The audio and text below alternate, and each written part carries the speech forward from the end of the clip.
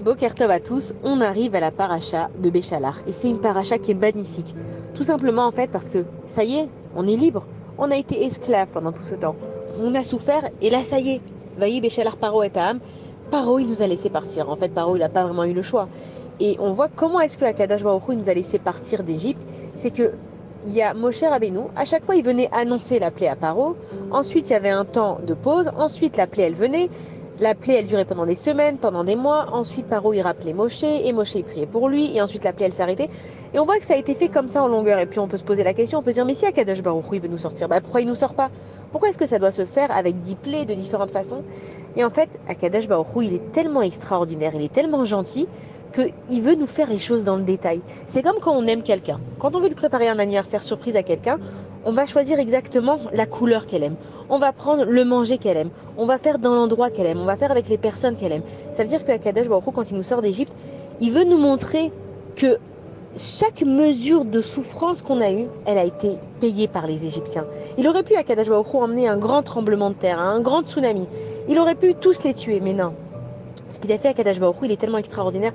Et en fait, il veut nous montrer à nous, personnellement, chacun, que Akadosh Baruch Hu, il a vu notre souffrance. Et nous, dans nos vies, quand on souffre, on sait qu'on ne doit pas se venger. Et c'est quelque chose qui est difficile parce que des fois, on a envie de régler ses comptes. On n'a pas envie d'attendre le jour du jugement.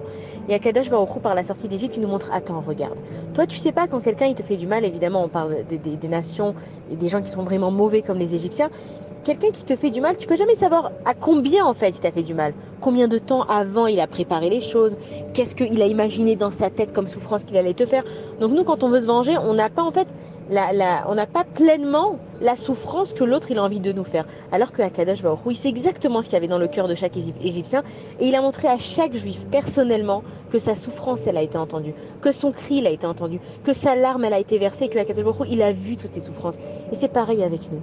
Si on est capable de croire à la sortie d'Égypte, alors il faut qu'on croit aussi qu'on va sortir de cet exil et que ça va être la même chose chaque fois qu'on a soupiré, chaque fois qu'on n'a pas trouvé une place de parking, chaque fois qu'on s'est fait mal, chaque fois qu'il y a eu des choses qui nous ont fait pleurer. Akadosh Baruch Hu, il est là et il fera payer ceux qui nous ont fait du mal. Ensuite, Paro, Baï Béchalar Paro et Tam. Paro, il nous a laissé partir, il n'avait pas vraiment le choix. Akadosh Baruch Hu, il a endurci son cœur. On a fini par sortir. Et en fait, quand on est sorti précipitamment. On connaît tous l'histoire de la matzah qui n'a pas eu le temps, que la pâte, elle n'a pas eu le temps de gonfler. Et donc, Paro, à un moment, il se dit, mais je suis fou, en fait. Ça veut dire que si le Dieu du monde, qui a fait des miracles extraordinaires pour son peuple, il est venu les récupérer, c'est que c'est des gens bien, les Juifs. Je vais pas les laisser partir, faut que je les reprenne. Et donc, en fait, Paro, à chaque fois, il savait même pas ce qu'il faisait. C'est-à-dire que Akadosh Baruch Hu, il a endurci son cœur. Un coup, il veut les libérer, un coup, il veut pas les libérer, un coup, il en peut plus, un coup, il reconnaît Dieu. Paro, il savait plus où il en était parce que son cœur, il appartient à Akadosh Baruch Hu comme chacun de nos cœurs à nous. Et donc, en fait, Paro, qu'est-ce qu'il fait? Il va et il lance une poursuite sur les Juifs. Il a dit, je les laisserai jamais partir. Et je veux pas qu'ils connaissent du bonheur, je vais les poursuivre. Et donc, on connaît aussi l'histoire. Les Juifs, ils arrivent devant la mer et ils sont bloqués. Il y a les Égyptiens derrière eux. À côté, il y a les bêtes sauvages. Et ils se disent quoi? On est venu ici pour ça. Vous imaginez, après tous ces miracles, en fait, ils sont encore en train de se poser des questions, mais on se dit, mais attends, mais après tout ce que tu as vu, tu te poses des questions si Akadosh Baruch Hu, il va te sauver. Et ça nous explique que le juif, en fait, quand il est dans son exil, c'est hyper compliqué d'en sortir. C'est hyper dur d'en sortir. Il faut vraiment, vraiment travailler sa émouna, travailler sa foi, parce que la moindre chose qui nous arrive, et nous on est comme ça dans nos vies, des fois on voit des miracles tellement extraordinaires. Des choses qui nous arrivent, et puis le lendemain on se dit, ouais bon, mais peut-être que quand même, je me suis imaginé, mais c'est quand même la galère. Et on replonge à chaque fois dans notre exil. Et donc là, en fait, il y a un juif qui s'appelle Narshon Ben Aminadav. Lui, il a vu que le peuple, il hésitait à rentrer dans l'eau. Il a dit, moi, je vais y aller. Et c'est ça, la Emouna. C'est de se dire, moi, je vais y aller. Je vais pas faire attention aux peurs des uns, des autres, des que va-t-on dire et peut-être qu'on va me critiquer. Il a dit, moi, je vais aller. Et on raconte que Narshon Ben Aminadav, il est rentré. Il s'est dit, je vais mettre le pied, ça va s'ouvrir. Il a mis le pied, ça s'est pas ouvert. Il s'est dit, bon, je vais aller jusqu'au genou, ça va s'ouvrir. Mais Narshon, il était tellement convaincu qu'Akadosh Baruch Hu lui ferait des miracles qu'il est allé au fond de la mer jusqu'à ce qu'il ne puisse plus le respirer. Et quand il a pris son dernier souffle parce que sa tête elle allait ne plus pouvoir respirer de l'air, il a fait comme ça, il a mis sa tête dedans. Tout le peuple le regardait, ils se sont dit ah tu vois, il est allé jusqu'au bout, Hachem il n'a pas ouvert la mer. Et grâce à lui, à ce moment-là, la mer elle s'est ouverte. Maintenant c'est quelque chose d'extraordinaire. On a du mal à comprendre, mais pour aider à comprendre, il faut comprendre que c'est des grandes vagues en fait qui se sont ouvertes au Ham Israël. Et on dit qu'il y avait 12 couloirs comme les 12 Shvatim, les 12 tribus, et qu'à l'intérieur en fait c'était le paradis. Les Juifs ils étaient Ils étaient tellement heureux, il y avait tout. Le sol, il était plat. Et Akadosh Baruch Hu, il a fait des miracles tellement grands, pleins d'amour. Il s'est dit, mais peut-être qu'ils vont avoir peur de ne pas se voir entre eux. Donc il a fait que la mer, elle soit transparente. Ils pouvaient se voir, ils pouvaient s'entendre. Il y avait à manger, il y avait à boire. Les animaux, tout était parfait pour la traversée de la mer. Les Égyptiens, en voyant ça, ils se sont dit, bah, si la mer est ouverte, nous aussi, on peut aller. Et donc les Égyptiens, ils ont commencé à rentrer. Les Juifs, ils ont pu sortir. Et en fait, quand ils sont morts, les Égyptiens, dans l'ouverture de la mer, c'est que même là, même les Égyptiens qui restaient, le peu qui restait à Akadosh Baruch Hu, il en a laissé en vie juste pour ce moment-là. Il y en a qui sont morts d'un coup, c'était ceux qui ont été le moins méchants, qui ont peut-être regardé la souffrance sans vraiment y participer. Et en fait, ceux qui sont morts, ils sont morts à la hauteur de leur méchanceté. Ça veut dire que même quand ils étaient tellement méchants, Akadosh Baruch Hu, il les faisait mourir. Maintenant, imaginez, la mer, elle vient, elle te soulève à des kilomètres en l'air, et elle te prend, et elle t'éclate le corps dans le sol. C'est déjà une mort, c'est déjà la mort qui tue. Et bien Akadosh Baruch Hu, il les faisait revivre. Et le tumulte de la mer, il les faisait revivre. Et les Égyptiens, ils voyaient dans leur tête tout le mal qu'ils ont fait aux Juifs. Et en fait, ils se sont dit, mais c'est pas possible, on peut pas être plus mort que mort. Et bien si. Akadosh Baruch Hu, il a fait des miracles que chaque Juif, il a vu que les Égyptiens qui lui ont fait du mal, et ben ils sont morts dans la mer. Et ensuite, la mer, elle a enlevé tous les bijoux que les Égyptiens ils avaient sur eux parce que l'Égypte elle était très riche. On a vu que Yosef il a rassemblé beaucoup d'or en Égypte. Tous les trésors ils sont venus au bord de la mer et les béné Israël ils sont venus et ils ont récolté leurs trésors.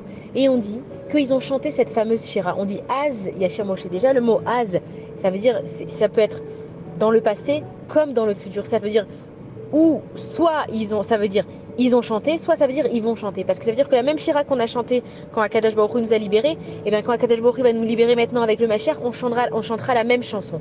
Et le mot Az, c'est Aleph et Zayin. Zayin, on sait que sa valeur numérique c'est 7 et que le Aleph, sa valeur numérique c'est 1. Donc on a encore ce numéro 8, ça veut dire que c'est au-dessus de la dimension du naturel. Et donc les Béné Israël, ils ont voulu chanter la Shira, remercier Akadosh Baruch Hu. Et on nous dit que les anges, en fait, quand ils ont vu tous les miracles que Akadosh Baruch Hu il a fait, ils ont vu cette mer qui s'ouvre, ils ont voulu chanter. Akadosh Baruch Hu il a dit non, non, non, vous chantez pas, vous les malachim. Et les malachim, ils ont dit mais Dieu, on veut te louer, on fait ça pour toi. Akadosh Baruch Hu il a dit vous savez, moi je suis en train de détruire des créatures que j'ai créées. Moi j'ai créé tout dans ce monde. J'ai créé les arbres, comme j'ai créé les gentils, comme j'ai créé les méchants, comme j'ai créé les oiseaux, comme j'ai créé les fruits. Tout est ma création. Et on n'a pas le droit de se réjouir quand Akadosh Baruch Hu il détruit ses créatures. Maintenant, comme les Béné Israël, eux, ils ont souffert à cause de ces créatures, eux, ils ont le droit de chanter parce que eux, ils ont souffert. Les malachim, vous n'avez pas souffert, vous. Alors pourquoi est-ce que vous allez vous réjouir? Les Béné Israël, moi, j'ai mon compte avec eux. Ils ont eu la souffrance des Égyptiens, donc ils ont le droit de louer Akadosh Baruch Hu à travers cette shira. Et ensuite, les Béné Israël, ils sont sortis, ils sont allés dans le désert, et là-bas, Akadosh Baruch Hu, il leur a donné la manne. C'était quoi la manne? C'était un manger qui était spirituel. En fait, il faut comprendre que quand Akadosh Baruch Hu nous fait des miracles, il faut qu'on soit réveillé, il faut qu'on ait une spiritualité nécessaire pour comprendre ces miracles.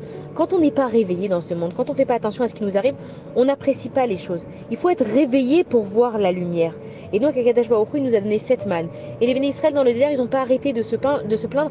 En fait, c'est comme des bébés. Ça veut dire que Akadosh Baruch Hu, il t'a fait des miracles, il t'a sorti d'Égypte, il t'ouvre la mer en deux. Mais en fait, on était dans un état d'esprit tellement extraordinaire. On avait des nuées de gloire devant, derrière, en haut, en bas et une qui nous guidait, qu'on est devenus des bébés. On était entre les mains d'Akadosh Baruch Hu et donc on râlait pour la moindre chose qui nous arrive. Et ça, j'aime pas ce poisson, et j'ai pas assez de viande, et j'ai pas d'eau, et j'ai pas ci, et j'ai pas ça. Et Akadosh Baruch Hu, il s'est occupé de nous comme des petits bébés. Et en fait, cette paracha-là qui est extraordinaire, qui est remplie d'histoires, on sait que la Torah, en fait, c'est une histoire où nous, on doit creuser les explications, comme les histoires qu'on raconte aux enfants. On leur raconte des histoires et quand ils sont grands, ils comprennent pourquoi il y a eu telle chose ou telle chose. Et nous, c'est pareil dans la Torah, on creuse les informations pour comprendre comment Akadosh Baruch Hu il fait avec nous. Et Akadosh Baruch Hu, il nous explique et il nous donne du réconfort. Quand on lit cette paracha, on a déjà du réconfort. Et on se dit, en fait, Akadosh Baruch Hu, il va nous sauver. Et il va nous faire des miracles extraordinaires. Et on dit que les plaies, à chaque fois que Moshe Rabbeinu il les a arrêtées, elles sont restées dans le ciel. Parce qu'un jour, quand viendra ce jour où ma chère Bezrat Hashem il va venir, ces plaies elles vont descendre. Et des fois on a du mal à s'imaginer les plaies. Qu'est-ce qu'il a fait à Kadosh Baruch Hu? Il a envoyé des tsunamis, il a envoyé des tremblements de terre. On a déjà vu que dans les pays arabes il y a eu des invasions de sauterelles. On a déjà vu ces choses-là. Donc Akadosh Baruch Hu nous dit, vous voyez, vous comprenez ce qui va arriver? Ces choses-là elles vont vraiment arriver. Et donc quand on va dans le désert, en fait, Akadosh Baruch Hu il est avec nous et on doit craindre rien du tout. Et c'est la même chose dans ce monde. Dans ce monde, c'est difficile et la réalité, elle nous emporte et on a peur et on se demande qu'est-ce qui va se passer et on sait qu'on est entouré. D'un côté, il y a des bêtes sauvages et d'un côté, il y a la mer. Mais Akadosh Baruch Hu nous dit, mes enfants, je vous ai sauvés une fois. Si vous croyez, si vous êtes juifs, si vous êtes capable de faire le Shabbat et de vous habiller bien et d'écouter des shiurim, tous ceux qui écoutent les voices tous les jours, si vous êtes capable d'écouter, si vous êtes capable de croire que je vais vous sauver. Et donc cette paracha de Béchalar qui est magnifique, où on chante la Shira, il faut vraiment qu'on la chante avec entrain, et non seulement avec entrain, qu'on la chante pour le futur. On sait qu'Akadosh Baruch Hu va nous sauver. Et on a le droit de rêver, comme on a dit, et comme je répète à chaque fois, c'est que on va avoir des miracles. Et donc on prend cette paracha. Et nous maintenant aussi, on va dans le désert avec Akadosh Baruch Hu. Et on se conduit comme des bébés. On dit Hachem j'ai faim, Hachem j'ai soif. Et on sait que la manne, c'était un manger spirituel. Elle avait le goût de tout ce qu'on voulait. Parce qu'en Égypte, on mangeait du vrai manger. Donc la transition, elle est difficile. Comment est-ce que je peux passer de manger un poulet rôti à un manger spirituel? Et donc Akadosh Baruch Hu, dans sa bonté infinie, il a donné du goût à la manne. Et vous imaginez, on mangeait ce qu'on voulait, quand on voulait. Les enfants, ils s'éclataient. Ils devaient demander goût bonbon, goût chamallow toute la journée. Akadosh Baruch Hu, il est tellement bon que même quand il nous envoie des miracles, même quand il nous envoie la spiritualité, il est en train de nous préparer à Kadosh Baruch Hu pour Matan Torah, de recevoir la Torah spirituelle où on allait tous des rois et des reines. Kadosh Baruch Hu, dans sa bonté infinie, il nous a fait ça avec des shlavim, avec des stades différents. Et nous aussi, Bezrat Hashem, cette Géoula, elle arrive, mais il y a un processus. Il faut le suivre, il faut être conscient de ce qui se passe pour pouvoir apprécier pleinement les choses. Shabbat Shalom à tous.